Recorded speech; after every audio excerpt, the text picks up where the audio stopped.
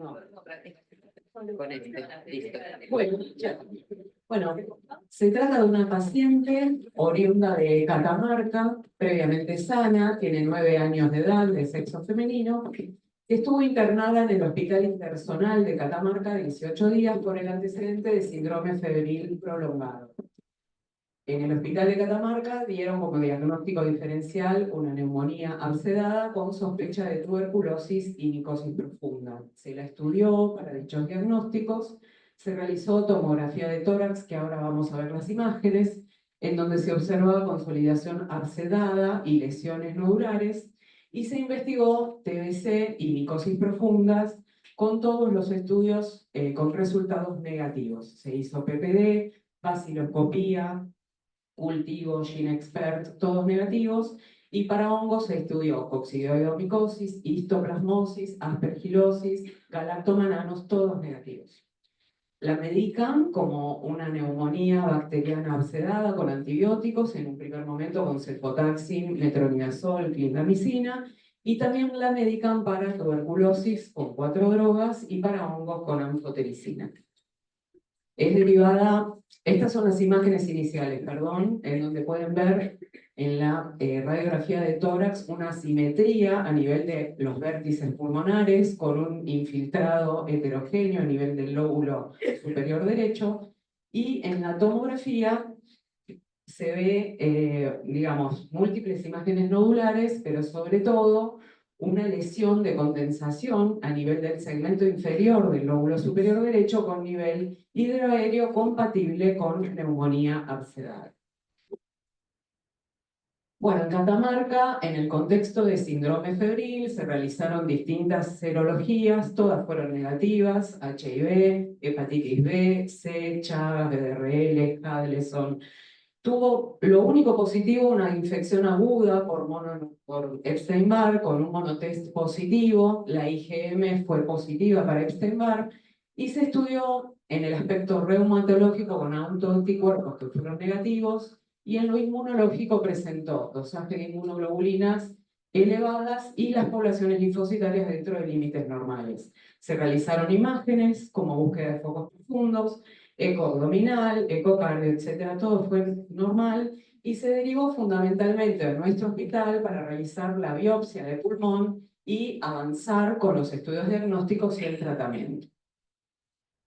Bueno, así llega a nuestra sala, la unidad 10, una paciente, como dijimos, de 9 años, previamente sana, eutrófica, presentaba síndrome febril prolongado, llega a nuestra sala con fiebre. Si bien estaba euneica, sí se ocultaba hipoventilación y rales crepitantes aislados en vértices y vómitos diarios.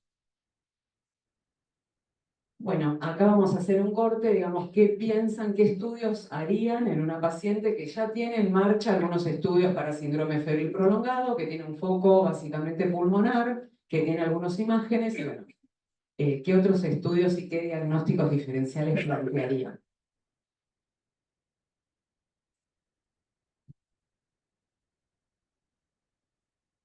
¿Qué tal? Buen día. Gaby, con respecto a los vómitos, ¿había algún otro signo o síntoma compatible con hipertensión endocrinal? ¿O grave hipertensión o algún signo de foco neurológico? Porque también podría pedirse alguna imagen del sistema nervioso central buscando alguna lesión o de senos paranasales, ¿no? Pero teniendo en cuenta sobre todo la lesión pulmonar que tiene. Bueno, acá me preguntan, lo repito para los que están en Zoom, ¿no? Me pregunta el médico Nicolás, de Unidad 4, cómo eran las características de los vómitos y si había algún otro síntoma asociado de hipertensión endocraniana. Bueno, no, los vómitos eran básicamente matutinos, no estaban precedidos por náuseas, no había otros síntomas. La paciente tenía tensión arterial normal, no había signos de foco, signos meningios, neurológicamente estaba bien. Pero bueno, no sé si hay alguna otra pregunta. Isabel.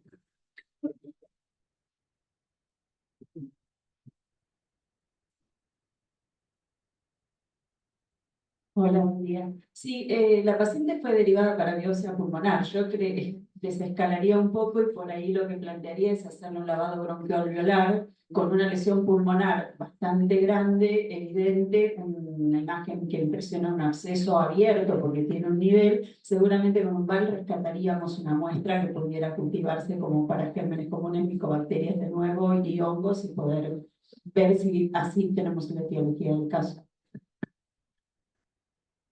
Acá me preguntan si previo a la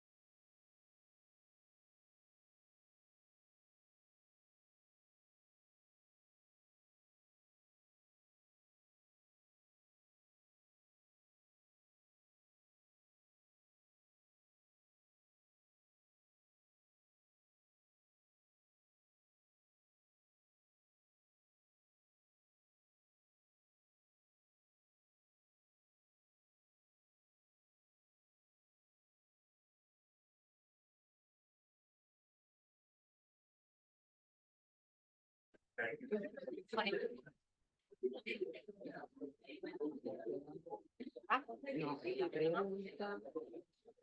Y bueno, hasta ahí llegamos, ¿no? Hola, ¿se escucha? Sí. Bueno, seguimos. Bueno, retomamos. Estos son los estudios que se hicieron al ingreso en la unidad 10. El hemograma estaba prácticamente normal, la ferritina levemente aumentada, fibrinógeno levemente aumentado, triglicéridos normales, hepatograma normal, PCR también levemente aumentada, proteínas totales 7,8 y en el perfil de serología para Epstein-Barr ya teníamos IgG positiva, IgM negativa, corroborando que había sido una infección aguda en Catamarca, lavados gástricos para TBC que hasta altura estaban aún pendientes y solicitamos imágenes de tórax y de la tomografía de tórax, radiografía y tomo. Los diagnósticos diferenciales seguían siendo neumonía exudada bacteriana, TBC o micosis profunda. Y como tratamiento inicial seguimos con antibióticos, con ampicilina y clinda, con 4 drogas y anfotericina liposomal. Al quinto día de internación, la paciente continuaba febril, 1 o 2 registros diarios, los vómitos que eran diarios ya eran persistentes, continuamos estudios para hongos con hemocultivos por lisis, centrifugación, y comenzamos a estudiar histoplasmosis, coccidioidomicosis, derivando muestras al Hospital Muñiz, al Hospital Fernández, hicimos antígeno para histoplasma en orina, PCR en sangre, serología para histoplasmosis y coccidioidomicosis. Hicimos un ecocardiograma que fue normal y comenzamos con el estudio inmunológico. ¿Solicitarían algún otro estudio? Digamos, hasta acá estamos con una paciente que sigue febril y con esto de que los vómitos se hacían persistentes, que un poco fue lo que preguntó Nico. Es imágenes, que son las que siguen ahora, que bueno, en el medio lo habían preguntado antes. Y acá vemos en la resonancia múltiples imágenes redondeadas hiperintensas que realzaban con el contraste endovenoso a nivel supratentorial y del cuarto ventrículo. La paciente no tenía otros, digamos, signos de hipertensión endocraniana, el fondo de ojo era normal, se hizo una punción lumbar, el líquido cefalorraquídeo era límpido, incoloro, tenía aumento de celularidad con 33 células a predominio mononuclear, proteínas aumentadas, la glucorraquia era normal. A esta altura, más nos inclinábamos por el, digamos, diagnóstico de tuberculosis con el foco pulmonar y estas imágenes en el sistema nervioso, por lo que además de las 4 drogas que ya estaba recibiendo, se agrega dexametasona. Al 8º día de internación se recibe la serología para coccidioidomicosis positiva. Acá debo, digamos, destacar la ayuda de Paula, nuestra psicóloga que acá está en la audiencia, no sé si después vas a hablar, pero bueno, ella nos guió dónde mandar las muestras, etc. Y bueno, recibimos esta serología positiva, en donde recibimos un informe que decía banda catódica y anódica con precipitación, ¿no? Y a esta altura, hoy decíamos con Arturo que podríamos decir que tenemos amplia experiencia en esto, pero no es cierto. Entonces llamamos al Hospital Muñiz y ahí empieza, digamos, la consulta con, digamos, infectólogos que tienen experiencia en coccidioidomicosis. Ahí es donde se rota el tratamiento antifúngico al antifúngico de elección, que es el fluconazol, y nos piden un nuevo líquido cefalorraquídeo para hacer anticuerpos en el líquido cefalorraquídeo. Y ahí es donde tenemos que tener nuevas imágenes antes de la nueva punción lumbar. Y bueno, para nuestra sorpresa, porque realmente la paciente seguía sin signos francos de hipertensión endocraniana, más que los vómitos que presentaba que sí eran persistentes, pero ya a esta altura, al 8º día de internación, la paciente presentó estas imágenes con ventrículos laterales y tercer ventrículo aumentados, con el cuarto ventrículo disminuido, por lo que se asumió como una hidrocefalia aguda obstructiva. Es ahí donde neurocirugía ya realiza un drenaje al exterior, se toma un nuevo líquido y luego se hace una derivación ventriculoperitoneal a los 3 días. Bueno, dentro de las personas que nos están escuchando por Zoom, Está el infectólogo Fernando Mesina, él es infectólogo, magíster en micología, es médico de planta del Hospital Muniz, y no sé si Fernando podrá hablar y decirnos algunas palabras de qué fue lo que se pensó en este momento. Realmente ellos tienen una amplia experiencia en coccidioidomicosis, sobre todo en pacientes HIV. Para nosotros era nuestro primer caso de coccidioidomicosis, y bueno, vamos a ver si Fernando puede decirnos algunas palabras. ¿Qué tal? Buen día a todos. Estamos acá con Gabriela Santizo y Emanuel Marín, que formamos acá, digamos, parte del equipo de la Unidad Micología. Bueno, la realidad es que nosotros estamos un poco más acostumbrados a ver casos de coccidioidomicosis, sobre todo de reactivación. O sea, este es un paciente que tuvo la enfermedad en el área endémica y rápidamente fue derivado, ¿sí? Lo que tenemos que pensar que fue una prima infección sintomática, y habitualmente las prima infecciones sintomáticas se parecen mucho a las neumonías bacterianas. Justamente parte de la presentación de ustedes hicieron hincapié en que no respondía ese absceso a los antibióticos, y está descrito en distintos trabajos, que es uno de las cosas que se valora o se tiene en cuenta, que pacientes que están en zona endémica con un cuadro pulmonar compatible con una consolidación o una neumonía bacteriana, cuando no responde a los antibióticos hay que pensar, pero no sé si se viene escuchando por ahí lo que digo. Hay que pensar en la coccidioidomicosis. De las 3 enfermedades endémicas, micóticas endémicas que hay en la Argentina, que es la paracoccidioidomicosis, la histoplasmosis y la coccidioidomicosis, justamente la coccidioidomicosis es la cual en la prima infección se parece mucho a una neumonía bacteriana. Entonces, cuando nos presentaron en ese momento el caso, y más un paciente que viene de Catamarca, pensamos en principio en esa etiología. Muchas gracias, Fernando. En relación al diagnóstico, bueno, alguien dijo muy bien que un VAL podría ser importante como prueba para observar, digamos, un examen directo y posteriormente tener un cultivo. Dentro de las metodologías no invasivas, hacerle una detección de anticuerpos nos parecía que también era criterioso, sobre todo porque tiene, digamos, una alta sensibilidad y alta especificidad. Sí, acá lo que se le hizo fueron 2 técnicas. Se hizo inmunodifusión y se hizo contrainmunoelectroforesis. La contrainmuno es más sensible que la inmunodifusión, y es justamente la que dio positiva en este caso. Por eso ven que no hay título, hay solamente que fue positiva se ven una banda nódica y catódica, creo que era, pero no tiene un título porque la inmunodifusión directa fue negativa, solo fue positiva la contrainmuno, pero por eso se hacen esas 2 pruebas en casos donde tiene uno una sospecha, como para poder utilizar una técnica más sensible en este caso.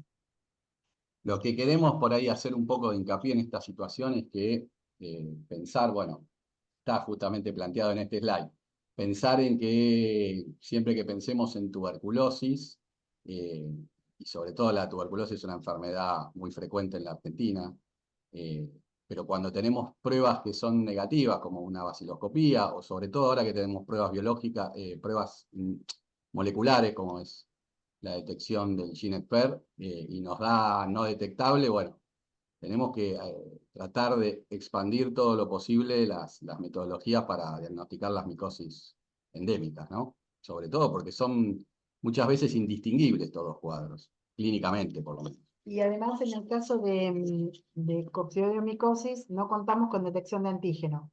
¿Hay alguna otra prueba aparte de esta que nosotros usamos inmunodifusión y contrainmunoelectroforesis?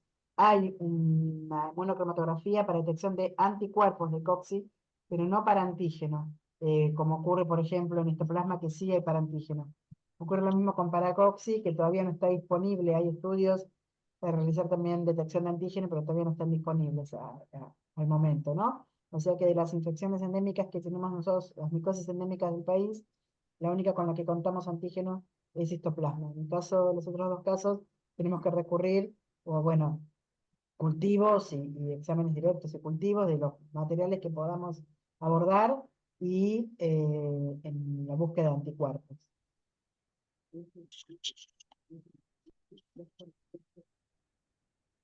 Bueno, gracias Gaby, gracias Fernando. Está acá todo el aula magna escuchándonos. Y bueno, vamos a avanzar con el caso. Entonces estábamos a esta altura con estos dos diagnósticos diferenciales, tuberculosis diseminada versus micosis profunda, y con esta, bueno, ahí estamos mal con esta contrainmunoelectroforesis positiva. Dentro de los estudios para tuberculosis diseminada, este es un resumen de todo lo que es el estudio de la paciente, lavados gástricos, PCR en orina, PCR y GeneXpert en líquido cefalorraquídeo, el catastro familiar fue negativo. Pese a todo, la paciente a la espera de más estudios siguió su tratamiento con 4 drogas de dexametasona. La paciente intercurrió lamentablemente en un DRES, por lo que hubo que suspender el tratamiento fácil un mes. Pero bueno, finalmente quedó con una droga de primera línea y 2 drogas de segunda línea.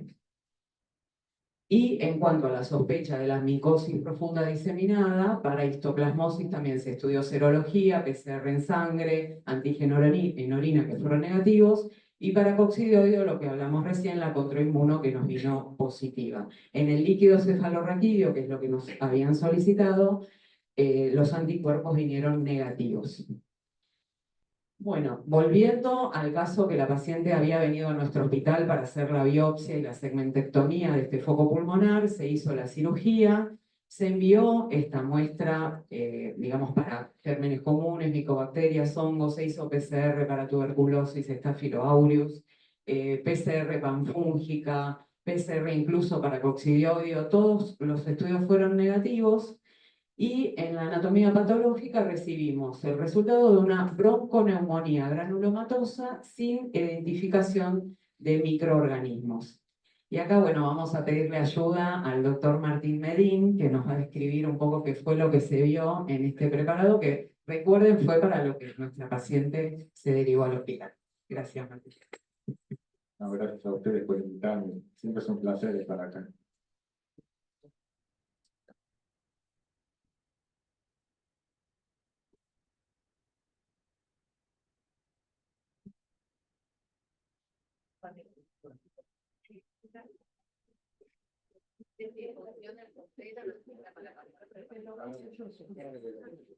Bueno, en esta imagen lo que ustedes pueden observar es un corte del parénquima pulmonar. Observen aquí periféricamente los alvéolos y en algunos sectores ven estos acúmulos celulares reemplazando el parénquima pulmonar. Aquí a mayor detalle se pueden observar que están constituidos por linfocitos y estas células con mayor cantidad de citoplasma que corresponden a macrófagos, conformando pequeños granulomas. La lesión era periférica, o con un componente periférico, porque ustedes pueden ver aquí que está adherida, digamos, a la pleura.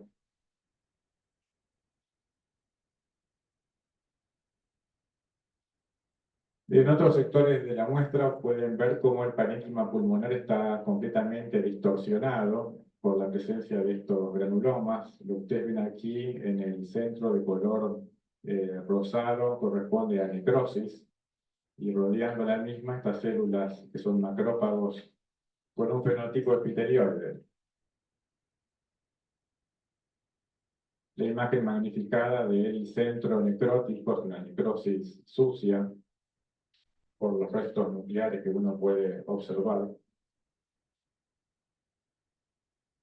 Observen otras imágenes por ahí un poco más definidas de los granulomas con el centro necrótico, con algunas células gigantes multinucleadas.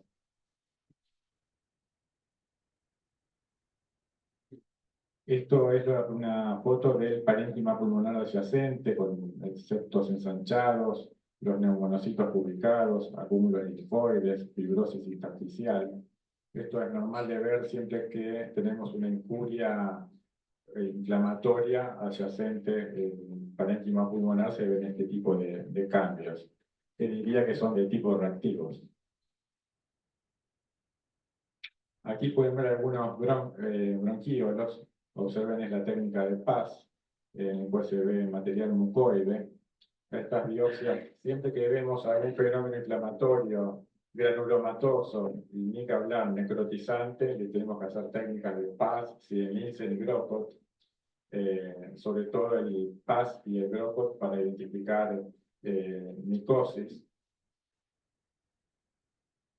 Aquí observen, esta es una técnica de PAS, se observa el centro necrótico, ningún microorganismo, lo mismo con la técnica de Grocott.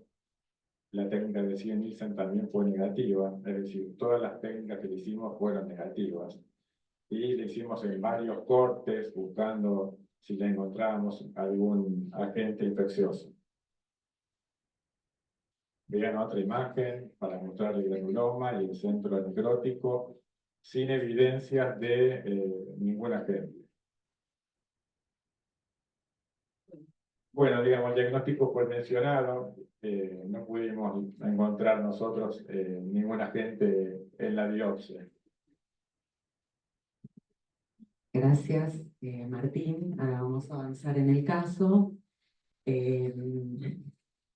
Cabe mencionar que digamos, la cirugía se hizo ya al mes y medio de tratamiento antimicótico, así que puede ser que no se hayan observado, bueno, hay que ver eso también, ¿no? Pero bueno, seguimos en el caso. La paciente dejó de tener fiebre, justamente eso no lo mencioné anteriormente, cuando se agregaron los corticoides, pero recomienza el síndrome febril aproximadamente al segundo mes de internación. Es ahí donde repetimos imágenes.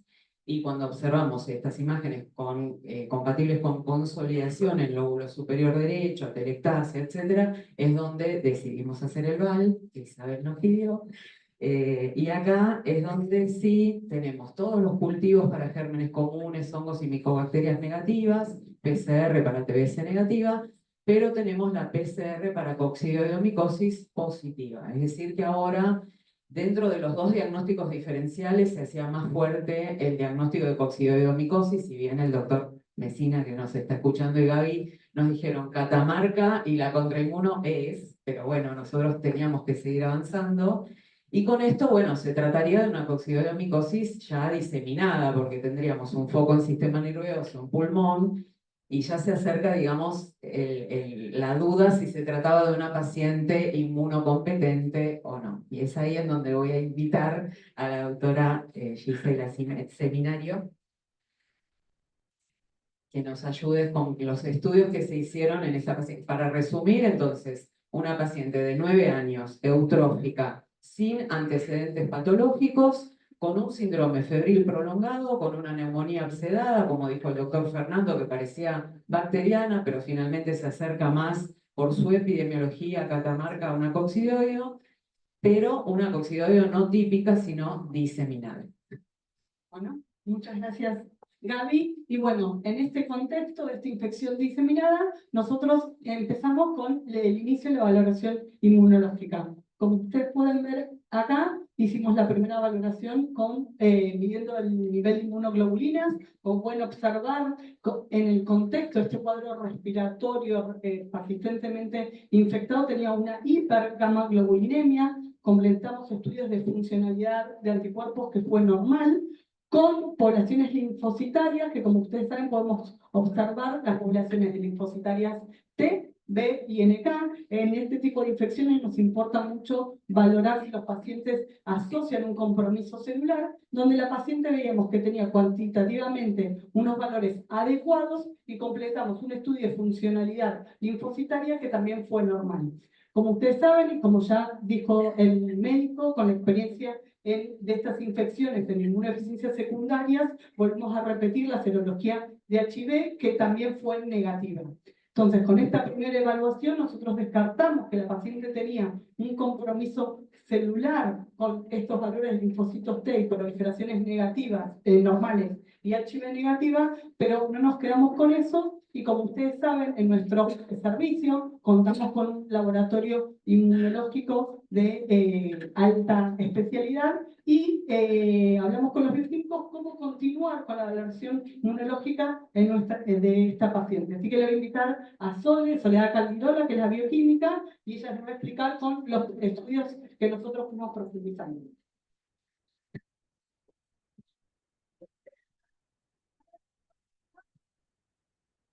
Bueno, la idea es a nosotros, ante un paciente con una coccidioidomicosis, una micosis profunda diseminada, a nosotros nos hacen pensar en un grupo de errores innatos de la inmunidad que se caracterizan, tenemos acá, no me odien, que se caracterizan básicamente por tener defectos en la señalización que hacen que no se pueden activar correctamente, o bien los monocitos macrófagos o los linfocitos T. Entonces nosotros, desde la citometría de flujo, lo que podemos hacer, como sabemos que de ese grupo de vías de señalización alteradas, la gran mayoría incurren por tener defectos moleculares en los receptores de interferón gamma, de la vía de señalización de interferón gamma y o de la interleuquina 12, nosotros desde la citometría de flujo podemos avanzar y poner en evidencia si los pacientes expresan o no en sus células, monocitos o linfocitos T, para el caso de la interleuquina 12,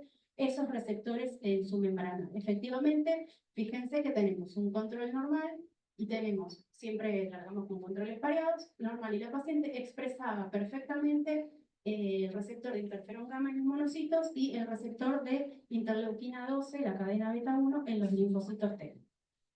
Avanzamos un poquito más y como les dije que son vías de señalización, a través del receptor de interferón gamma, nosotros podemos estimular in vitro, en este caso con BCG e interferón gamma recombinante, y activar a esos monocitos y ver si tienen la capacidad de producir citoquinas que van a ayudar a la activación de los linfocitos T, y efectivamente, fíjense, es más, se activaba un montón, que la paciente tenía perfectamente conservada la capacidad de secretar TNF-alfa en su célula. Avanzamos entonces y pensamos en otro grupo de patologías que nosotros sabemos que pueden dar estas patologías, y son aquellas en las que puede llegar a haber mutaciones o defectos en lo que son los mecanismos microbicidas de los neutrófilos o los polimorfonucleares que dependen del oxígeno. Entonces, como yo alguna otra vez ya les he explicado, ustedes saben que cuando un neutrófilo se activa, se producen, ¿sí?, por su activación, radicales libres del oxígeno. Entonces nosotros desde el laboratorio podemos poner en evidencia si esos mecanismos están funcionando. Tenemos un test, nosotros usamos una sonda que se llama dihidrorodamina, que en presencia de radicales libres del oxígeno se va a oxidar, porque la NADPH oxidasa cumple justamente ese rol de generar radicales libres extensas de reacciones de óxido-reducción, y va a generar un compuesto que va a pasar de no tener color a hacer un compuesto fluorescente. Y nosotros eso lo podemos en evidencia desde el laboratorio. Fíjense, en una muestra sin activar, cuando nosotros lo activamos, de no tener una señal fluorescente, el corrimiento se ve a la derecha y pasamos a ver fluorescencia positiva. Y en esta pacientita, nosotros activamos los neutrófilos y evidentemente no tienen capacidad de generar especies reactivas del oxígeno, cosa que a nosotros nos hace pensar, bueno, siempre, acuérdense que les vamos a pedir siempre a la muestra de la mamá, ¿sí? Por eso cuando les pedimos a la sala un control sano, que nunca sea familiar, por favor. ¿Por qué? Porque a nosotros nos hace pensar en esta patología, que es la enfermedad granulomatosa crónica, que está causada por distintos genes que codifican para las subunidades del complejo de la NADPH oxidasa, ¿sí? Entonces, si bien la mayoría de las mutaciones tienen que ver con las mutaciones del gen GP91Fox, que codifica para esa subunidad, el gen CISBB, que codifica para esta subunidad, el 70% que causan la enfermedad granulomatosa ligada al X, por eso siempre también pedimos a la mamá y tenemos la capacidad de ver a la aportación de la mamá, que tiene dos dos poblaciones de neutrófilos, una que tiene capacidad de generar especies reactivas y otra que no. En este caso, sí son mucho menos frecuentes las enfermedades granulomatosas crónicas recesivas. Estamos en presencia del caso de una nena, así que hoy por hoy la gente del laboratorio de biología molecular está haciendo la secuenciación de los genes que nosotros con ese ensayo de screening no podemos saber bien qué subunidades tenemos para hacer por citometría la expresión de distintas subunidades, tenemos una orientación, pero se está haciendo la secuenciación génica de las otras subunidades de la NADPH oxidasa para ponerle nombre y apellido a esa mutación. Bueno, muchísimas gracias.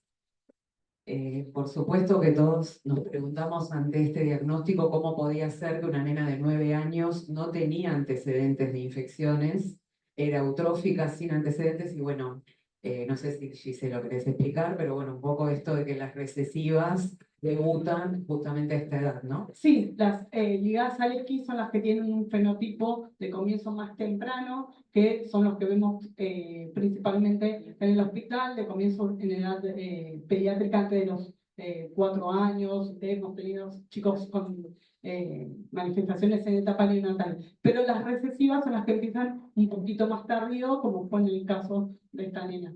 Por publicaciones y prevalencia, nosotros pensamos primero, como explicó Sole, en un defecto de la vía de linfocitos y monocitos, y después en la enfermedad granulomatosa crónica, y llegamos al diagnóstico. Muchas gracias. Avanzamos. Bueno, finalmente, bueno, la paciente a los 2 meses de tratamiento nos muestra remisión de las lesiones en sistema nervioso central, si bien continuaba el realce ependimario, era de menor extensión, y se jerarquizó entonces la sospecha diagnóstica de coccidioidomicosis diseminada, también por respuesta al tratamiento. La paciente quedó medicada con voriconazol, cubriendo la coccidioido más la profilaxis por ser granulomatosa crónica para hongos filamentosos, además de también tener que cuidar el tema de interacciones con las drogas anti-TBC. Y un poco para repasar, bueno, la coccidioidomicosis, ya el doctor Messina algo nos contó. Recordar que es una de las micosis sistémicas de nuestro país, que está sobre todo en zonas áridas de América. En nuestro país está el coccidioides posadacea y que sobre todo la provincia de mayor incidencia de coccidioides es Catamarca. Digamos, lo interesante de este caso es que la mayoría de las infecciones por coccidioides son asintomáticas, y si uno tiene síntomas, que solo en un 40%, son infecciones respiratorias leves. La infección diseminada es sumamente infrecuente y siempre hay que sospechar inmunodeficiencia.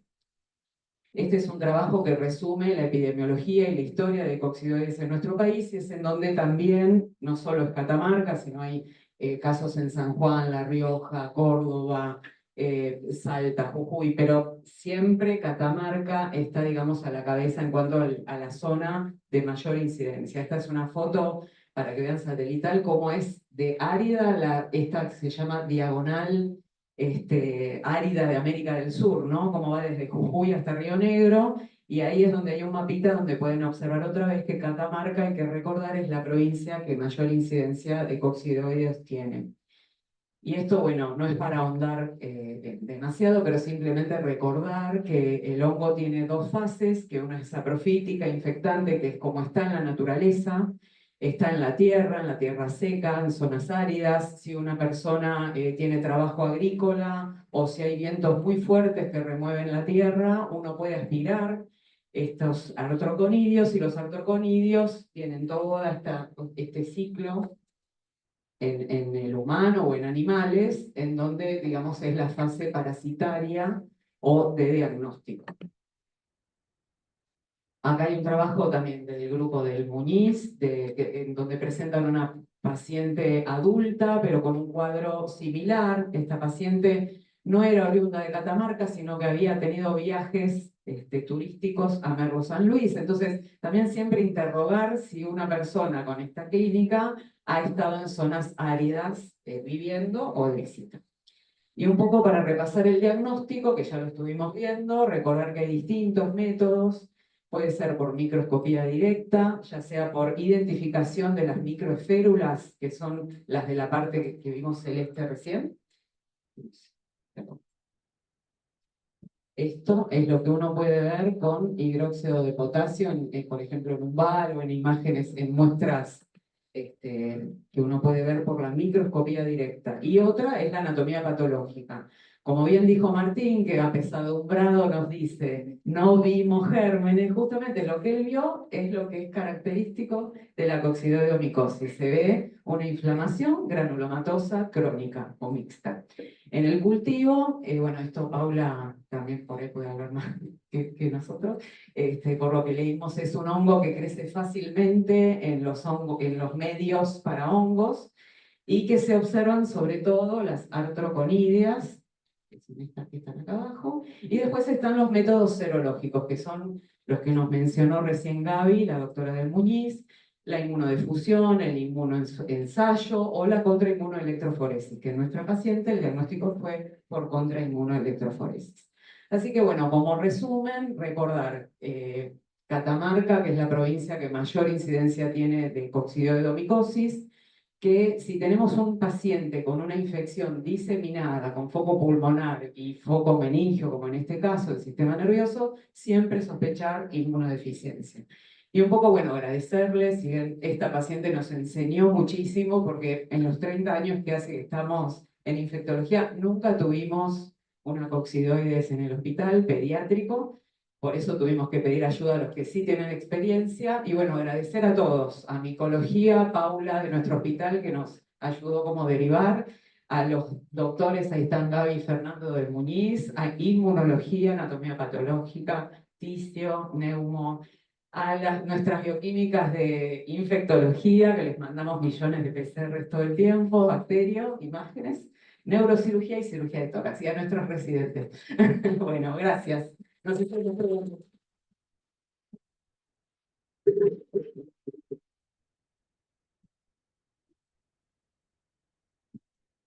¿Alguien quiere hacer un comentario, pregunta?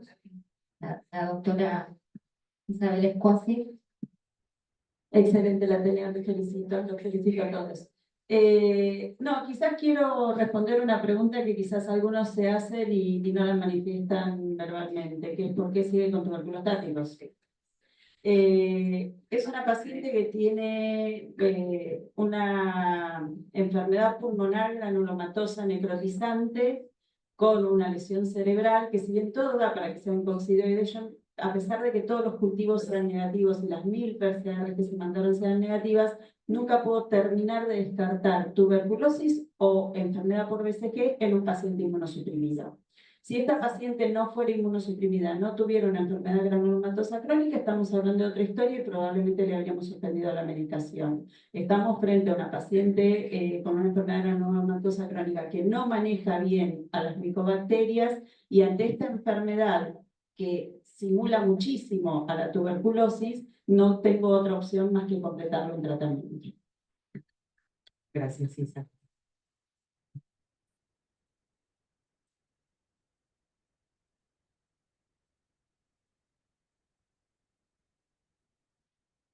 Hola, ¿qué tal?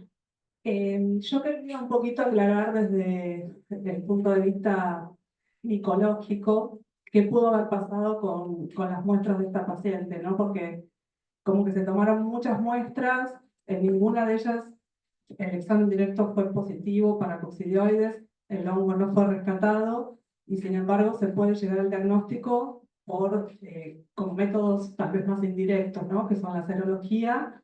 No dio positivo en ambas técnicas, como bien decía la doctora Santizo, solo en la contrainmuno, que es la más sensible de las dos, y en una sola de las PCRs que se realizó en el último VAL. Es decir, la PCR panfúngica dio negativa y solo dio positiva la PCR específica para coccidioides. A mí se me ocurre, bueno, que es una paciente que ya estaba con largo tiempo con tratamiento antifúngico, razón por la cual muy probablemente la carga fúngica fuera muy baja, por eso también el rescate negativo de todos sus cultivos. Y en cuanto a las PCRs, siempre tener en cuenta que si bien la PCR panfúngica tiene un espectro de detección muy amplio, como que permitiría detectar cualquier hongo, la sensibilidad no es tan alta como la PCR género específica. Y esto es, digamos, lo que se ve justamente en este caso, que solamente pudo ser detectada por la PCR, digamos, o sí, con el blanco con coccidioides, ¿no? No en la PCR panfúngica general. Así que bueno, es como para tener en cuenta en próximos casos. Gracias, Paula. Hablaba recién Paula Penamaya, que es nuestra micóloga del Hospital de Niños.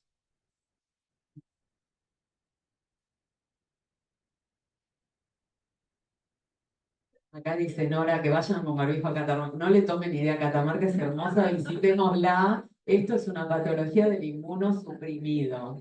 Cualquiera de nosotros que vaya va a tener un cuadro respiratorio leve que ni nos vamos a dar cuenta. Así que Hola, bueno, yo no puedo aclarar nada, pero quería preguntar, no sé si la evolución clínica dijiste que la paciente estaba febril de entrada, después tuvo un periodo febril y después volvió a estar febril, pero que desde el inicio tuvo un tratamiento teóricamente correcto para coccidioides. ¿Cuál fue la interpretación clínica de eso? y el tema es que la paciente tuvo un 3. Al mes y medio de la medicación tuvimos que suspenderle casi un mes el tratamiento. Así que creemos que tuvo que ver con eso. Que yo no sé si hay residentes de primer año. No, ¿no? Digo, ¿saben qué es un 3? Porque digo, yo lo puse ahí, no lo aclaré. Bueno, es un síndrome sistémico de rash y eosinofilia asociado a drogas. Generalmente es asociado a anticonvulsivantes, puede ser asociado a antituberculostáticos. Y bueno, en esta paciente tuvimos que suspender, digamos, la indicación es suspender todo, porque uno puede como o sea, hace como una retroalimentación con otras medicaciones que no fueron las que dieron el DRES, pero la indicación es suspender todo, así que creemos que estuvo casi un mes sin medicación la paciente.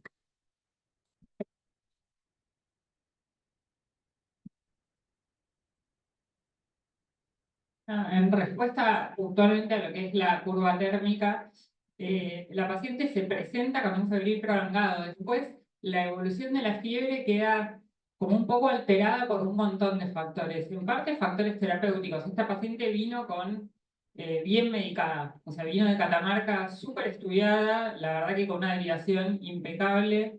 Y con un enfoque de investigación clínica buenísimo, y le habían puesto medicación empírica para todo, pero bueno, puede tardar en responder. La primera resolución de la fiebre no tiene que ver con mejoría clínica, sino que es netamente farmacológica, porque es que le pusimos corticoides a dosis altas por un cuadro meningio y dejó de hacer fiebre con el corticoide. Y me parece que hay que tener en cuenta que siempre que uno indica corticoides va a embarrar un poco la interpretación de la evolución clínica. No es que se curó por 2 días más de anfos, dejó de hacer fiebre porque le dimos Dexa 0,6. Después tuvo fiebre de causa inflamatoria y no infecciosa, porque tenía un DRES. Y en el medio le pasaron otras cosas, obviamente, una infección asociada a catéter, bueno, una infección viral adentro de la sala, todas otras cosas que van a ir entorpeciendo un poco lo que podría ser perfectamente lineal de la evolución clínica específica de su COXI diseminada. No, yo quería comentar como decorativo, ¿no? Que de por sí la enfermedad granulomatosa crónica, como su nombre lo dice, la manifestación histológica son granulomas también, no específicamente como tan necrotizantes como nos describió Martín, pero bueno, solo para comentar que en una revisión que hicimos con Martín, cuesta a veces, según si la paciente ya viene con el diagnóstico, identificar si en el granuloma presente hay un germen participando, que en general es el Aspergillus, o si es parte de la lesión primaria y no hay ningún microorganismo. Pero bueno, no sé si querés agregar algo, Martín, de esto. No, coincido, y muchas veces estos pacientes vienen tratados, como mencionaron, y dificulta a veces cuando son hongos filamentosos, a veces vemos fragmentos y nos cuesta muchísimo hacer el diagnóstico. es lo que habíamos mencionado cuando están tratados empíricamente. Si no hay ningún otro comentario, la verdad, maravilloso el Ateneo, aprendimos muchísimo. Muchísimas gracias, doctor Messina, el equipo por participar, un lujo, la verdad. Un Ateneo interhospitalario. Estamos agradecidos. Bueno, a todos muchas gracias y nos vemos la semana que viene.